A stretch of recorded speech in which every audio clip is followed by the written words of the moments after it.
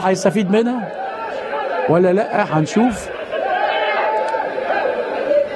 تتلعب الضربه ركنيه جامده، انما نادر سعد يطلع ويمسك على طول. نادر يلعبها لجديد، تتخطف لصبري. عبد الشافي يسقطها حلوه حلوه حلوه حلوه حلوه حلوه وهي رايحه. سمير احمد سمير ومتسقطه حلوه حلوه وهي رايحه. بقول لكم حلوه حلوه.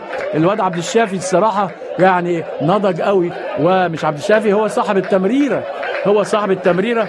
واحمد سمير بقى هو الهداف بتاع نادي بينافس احمد جعفر.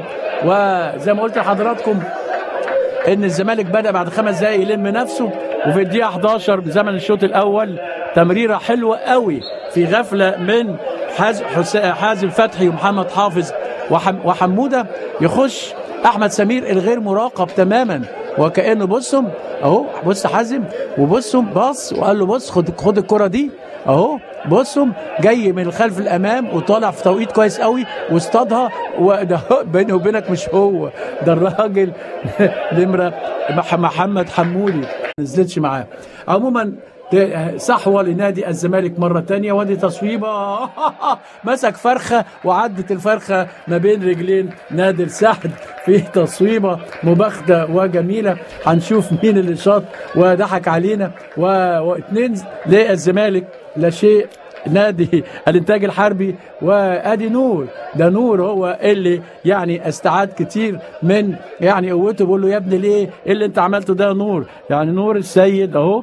يعني بص حضراتكم ادي اول فرخه هوب مسك الهوا، وبعدين يعني وادي تاني فرخه اهو، بص هوب الراجل ايه فلتت ما بين رجليه. يا ساتر يا ساتر يا ساتر يا نادر السعد في عز ما يعني في اراده رهيبه. وبعدين قالوا له مفيش فلوس، قال لهم مش عاوز، وبالتالي يعني كتر خيره عبد الواحد السيد.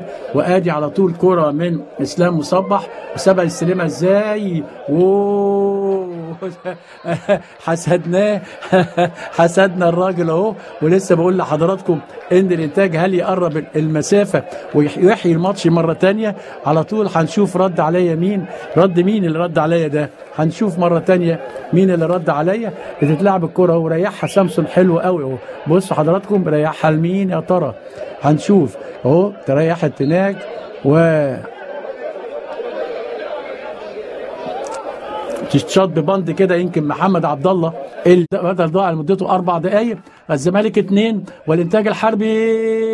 يا سلام على المهاره، يا سلام على المهاره. الزمالك 3. مش بقول لحضراتكم ان الزمالك ممكن يخلص، عنده مجموعه المهارات.